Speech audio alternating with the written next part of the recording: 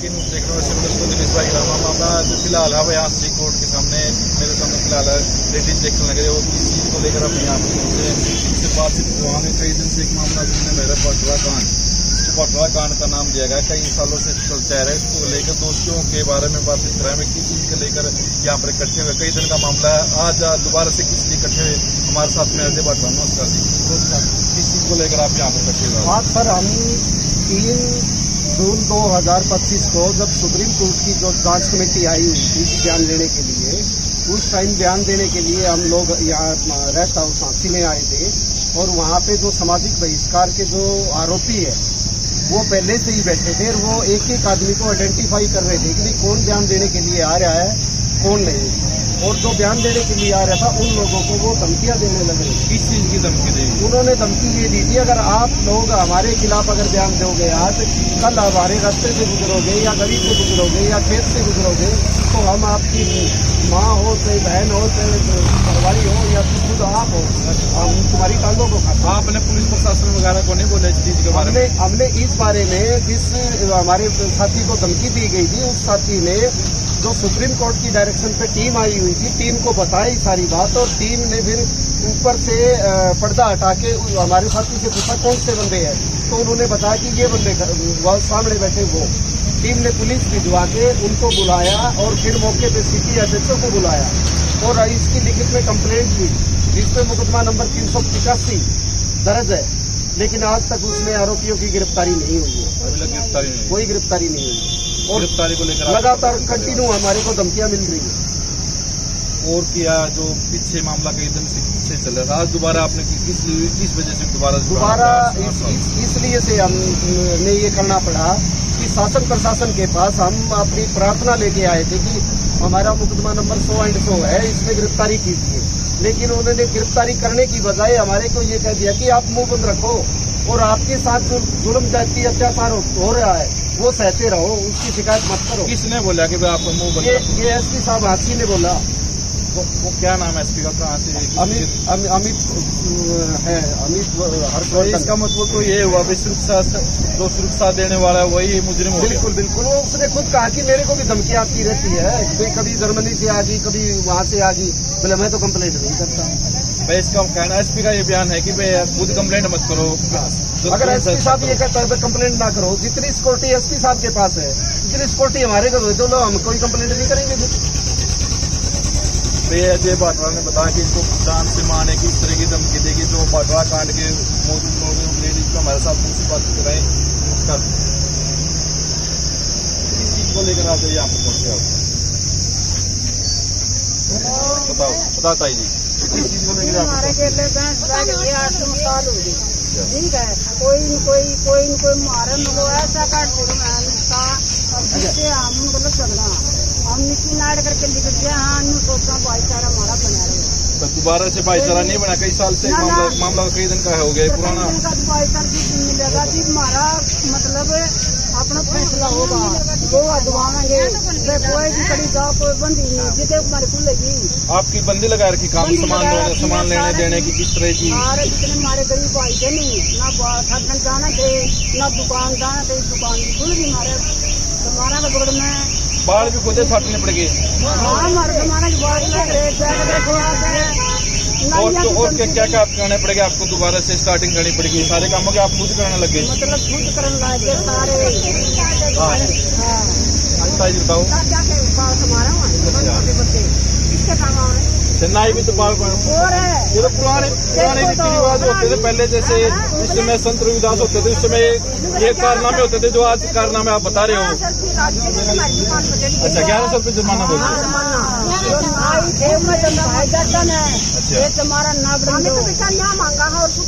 चेन्नई की पुकार आपकी?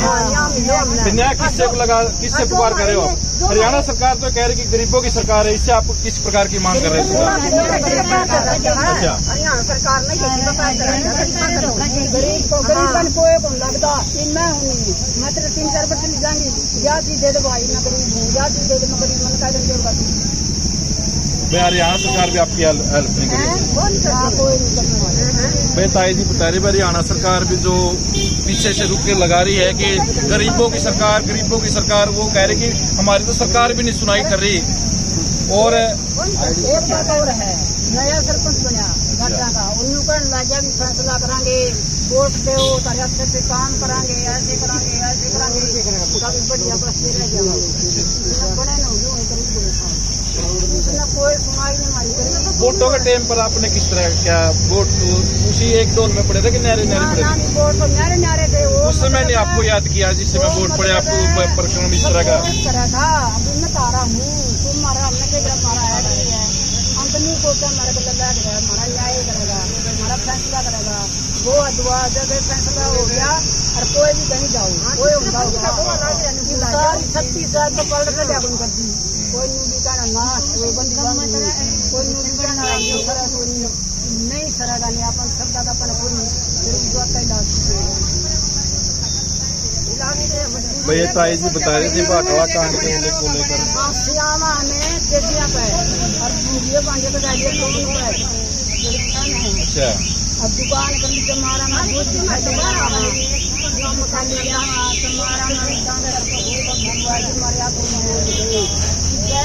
लोगों 150 से 200 ग्राम 15 ग्राम इसके बाद 2 किलो 10 ग्राम है, बाकी डांगर डोंगर से खेत में वगैरह नहीं जाने देती।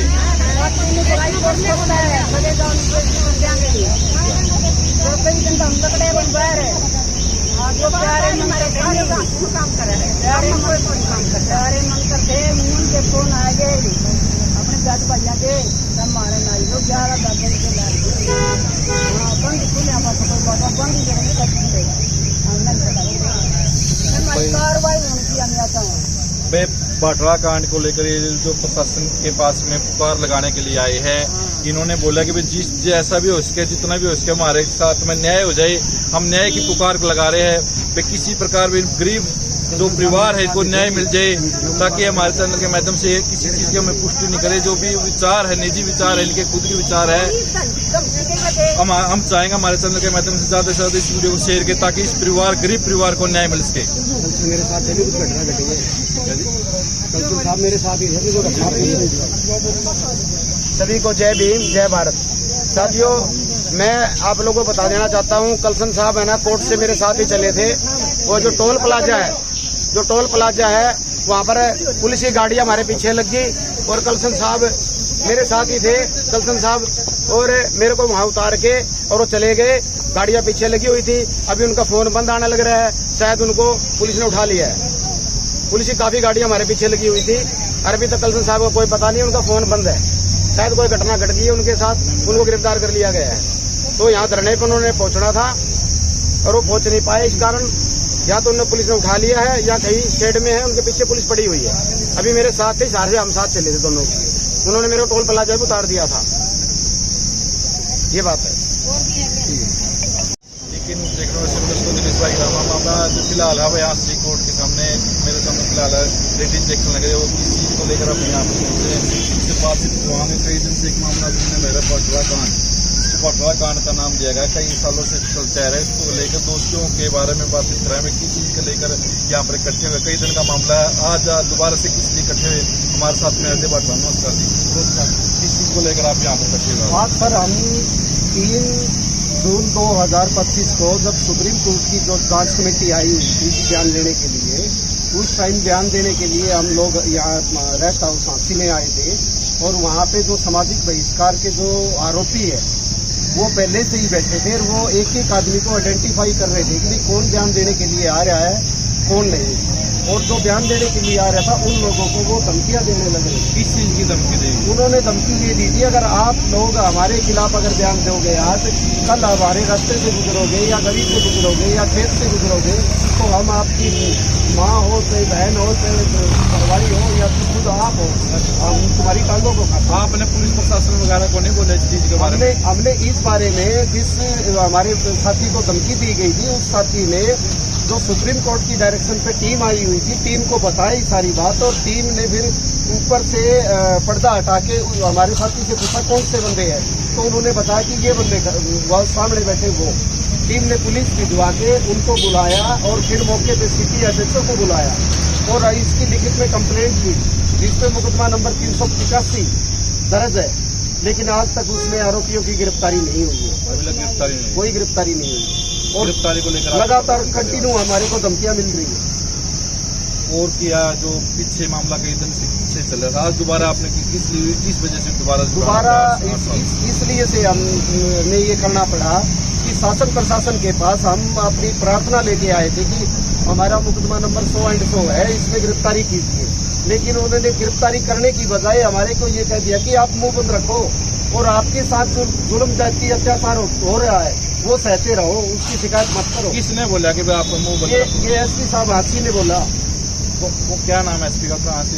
अमित है, अमित हर्षवर्धन। इसका मतलब तो ये हुआ जो सुरक्षा देने वाला है वही मुजरिम हो गया। बिल्कुल बिल्कुल, वो उसने खुद कहा कि मेरे को भी धमकी आती रहती है, कोई कभी जर्मनी से आ गई, कभी वहाँ से आ गई, बोले मैं तो कंप्लेंट नहीं करता। भाई इसका कहना एसपी का ये बयान है कि भाई खुद कंप्लेंट मत करो। अगर एसपी साहब ये कहता है तो कंप्लेंट ना करो, जितनी सिक्योरिटी एसपी साहब के पास है जितनी सिक्योरिटी हमारे को दो, हम कोई कंप्लेंट नहीं करेंगे।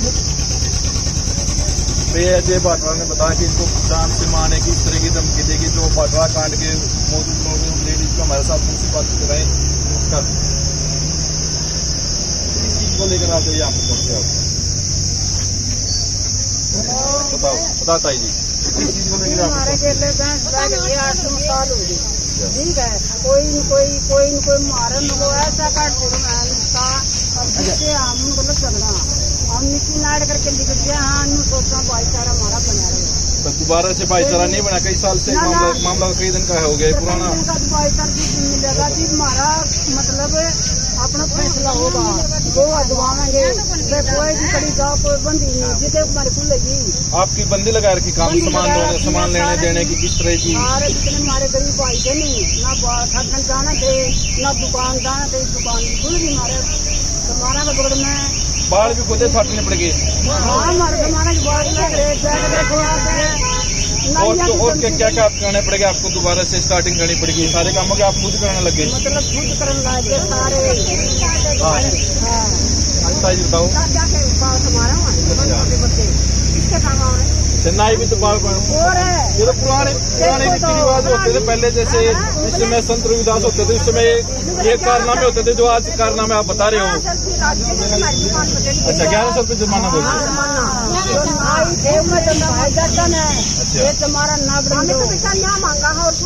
चेन्नई की पुकार आपकी। न्याय किससे पुकार कर रहे हो? हरियाणा सरकार तो कह रही कि गरीबों की सरकार है, इससे आप किस प्रकार की मांग कर रहे हो? अच्छा, सरकार नहीं गरीब को लगता मैं हूँ, मैं तेरे 3-4 बच्चे ले जाऊंगी, या चीज दे दे भाई, मैं गरीब हूँ, या चीज दे दे, मैं गरीब मन का देगा। भाई हरियाणा सरकार भी आपकी हेल्प नहीं करेगी। भाई ताई जी बता रही, हरियाणा सरकार भी जो पीछे से रुक के लगा रही है कि गरीबों की सरकार, वो कह रही कि हमारी तो सरकार भी नहीं सुनाई कर रही। और एक बात और है, नया सरपंच बना घटना का, उन्होंने लाजा भी फैसला करांगे, वोट दो तारे अच्छे से काम करांगे, ऐसे करांगे, कभी बढ़िया बस दे रह गया बने न उसने कोई सुनाई नहीं हमारी। वोटों के टाइम पर आपने किस तरह क्या वोट उसी एक दौर में पड़े थे कि न्यारे पड़े? वोट तो न्यारे थे। उस समय ने आपको याद किया जिस समय वोट पड़े आपको प्रकरण इस तरह का? अभी मैं तारा हूँ, तुम मारा, हमने मारा है, हम तो नहीं सोचा हमारे को लगा हमारा न्याय करेगा, हमारा फैसला करेगा, वो अदवा जब फैसला हो गया और कोई भी कहीं जाओ, कोई 36 साल तो पलट कर जागुन कर दी, कोई भी कहना ना, कोई बंदी कोई भी कहना नहीं सरेगा, नहीं अपन सब दादा अपन भैया ताई जी बता रही थी बाटवा कांड को लेकर। श्यामा हमें तेजिया पे और ये बांधे तो जाइए कौन है? अच्छा, अब दुकान कर लीजिए, हमारा ना दूध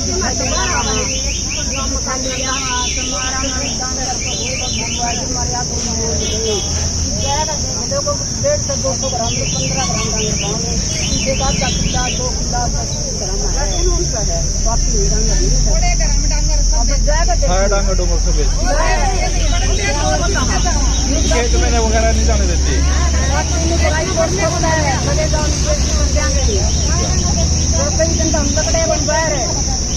जो प्यारे मन करते के फोन आ गए अपने जात भैया के मारे नाई लोग ज्यादा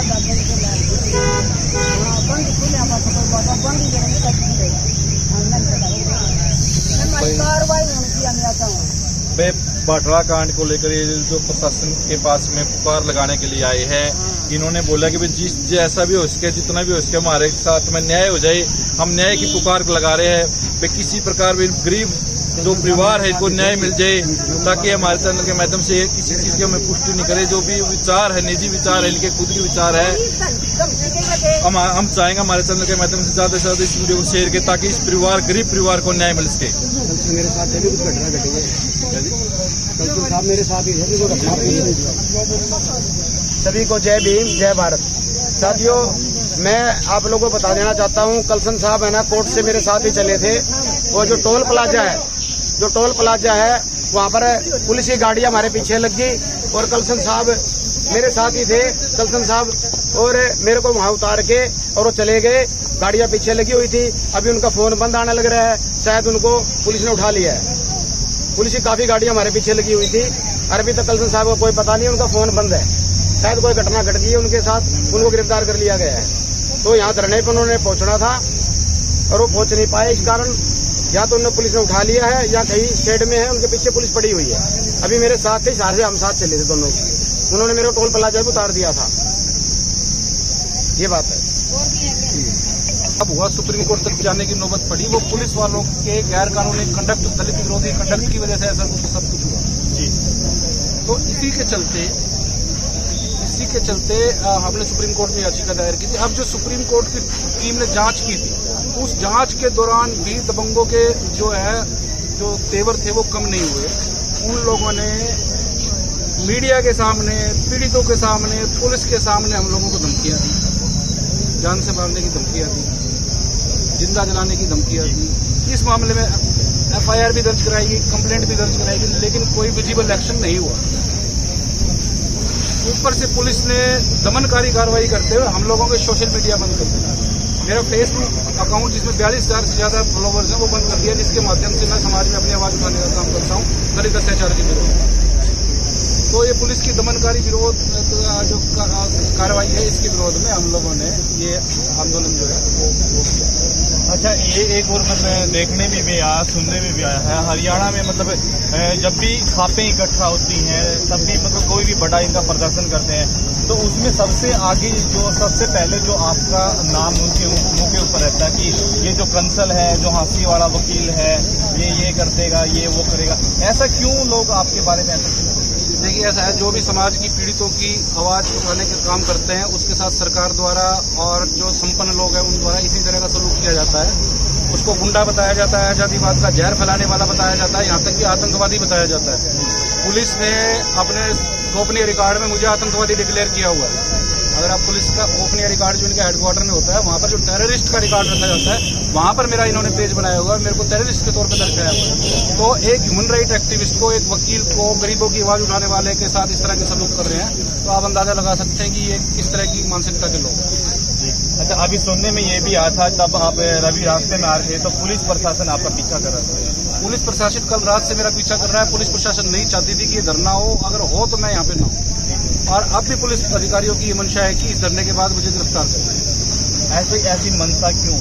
ऐसी मंशा इसीलिए है क्योंकि लगातार आप इनको, मैं दलितों की आवाज उठाता रहूं तो इनको कोई दिक्कत नहीं है, लेकिन इनको दिक्कत ये है कि हम लोगों को इन्वॉल्व क्यों करते हो। अरे जब आप लोग हमारे केसेस में जानबूझकर डेलिबरेटली डिफेक्टिव इन्वेस्टिगेशन करेंगे तो आप लोग भी पार्टी बनते हो।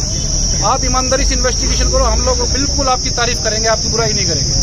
तो इनको ये लगता है कि ये हमारे खिलाफ क्यों बोलता है, सोशल मीडिया पर क्यों लिखता है, क्यों कोर्टों में हमारे खिलाफ दरखास्तें देता है। तो यही मसला है कि इसलिए ये मुझे एप्रीहेंड करने के चक्कर में। वकील साहब, अभी आप जैसे बता रहे हैं और ये काफी सारे लोग ये भी बोल रहे हैं कि हमारा मतलब शोषण हुआ है और हमें मतलब बाइकआउट करने को मजबूर हैं, लेकिन तब भी कोई बड़ा धरना या आंदोलन होता है तो वहाँ एक नारा सुनने को मिलता है, 36 बिरादरी का भाईचारा हमारा जिंदाबाद। तो आज ये कौन सी जाति होगी मतलब क्या ये 36 बिरादरी के अंदर नहीं आती है? भाई साहब, ना तो ये 36 बिरादरी के अंदर आते हैं, ना इंसानियत के अंदर आते हैं। हमारे लोगों को सरकार, पुलिस, संपन्न लोग, मनुवादी लोग इंसान मानने के लिए भी तैयार नहीं है। हमारे साथ पशुओं जैसा व्यवहार किया जाता है, कीड़े मकोड़ों जैसा व्यवहार किया जाता है। और अब बाबा साहब की वजह से हम लोग पढ़ लिख गए हैं, तो समझ रहे हैं कि हमारे साथ इस तरह का व्यवहार गलत हो रहा है। और जबकि संविधान को बने हुए 75 साल हो चुके हैं, तो हम लोग, अब बाबा साहब ने हमको पढ़ाया, लिखाया है, सोचने समझने की शक्ति दी है, तो हम लोग आवाज उठाएंगे। और आवाज उठाएंगे तो जो निरंकुश राजा है वो हमारी आवाज दबाने की कोशिश करेगा। वो अपना काम कर रहे हैं, हम अपना काम कर रहे हैं। हम जो लड़ाई लड़ रहे हैं, हो सकता है अब हमको फायदा नहीं मिले, लेकिन हमारे आने वाली पीढ़ियों को इस चीज का फायदा जरूर मिलेगा। क्या संपूर्ण रूप से भारतीय संविधान देश के अंदर लागू है? देखिए, संविधान लागू होने के बाद जो शक्तियां पावर में रही हैं, उन्होंने कभी नहीं चाहा कि संविधान के जो वो प्रावधान जो दलितों, पिछड़ों, वंचितों को समान धारा में ला सकते हैं, उन धाराओं को, उन अनुच्छेदों को, उन आर्टिकल्स को इन सरकार ने कभी लागू नहीं होने दिया। तो कैसे कह सकते हैं कि अब संविधान पूर्ण तरह से लागू है? जब तक हम लोग इस तरह के आंदोलन करना बंद कर देंगे, हमारे लोगों के मर्डर होने बंद हो जाएंगे, रेप होने बंद हो जाएंगे, सोशल बाइकआउट होना बंद हो जाएगा, हम लोगों को जाति के नाम से नहीं, हमारे खुद के नाम से सम्मानजनक तरीके से बुलाने लगेंगे, तब हम समझेंगे कि हम समान धारा में आएंगे। हमारे प्रधानमंत्री बनने शुरू हो जाएंगे, हमारे मुख्यमंत्री बनने शुरू हो जाएंगे, तब हम समान धारा में आएंगे। अभी तो हमको कीड़े मकोड़े समझा जा रहा है, पशुओं की भीड़ की तरह हमको रेला जा रहा है। तो यही हमारी लड़ाई है। अच्छा, समाज को या और जो आपको देखने वाले जो लोग हैं, जो आपको चाहने वाले लोग हैं, उनको आप क्या कहना चाहोगे? क्या नहीं? मैं यही कहना चाहूंगा कि बाबा साहब ने कहा था कि जुल्म करने वाले से सहने वाला ज्यादा गुनाहगार है। तो गुनाहगार मत बनो, अपने साथ होने वाले जुल्म ज्यादती को रिपोर्ट करना शुरू करो, कंप्लेंट करना शुरू करो। संविधान ने आपको सभी प्रोविजन दी है। चुप रहोगे तो इसका मतलब आप बाबा साहब के भी गुनाहगार हो।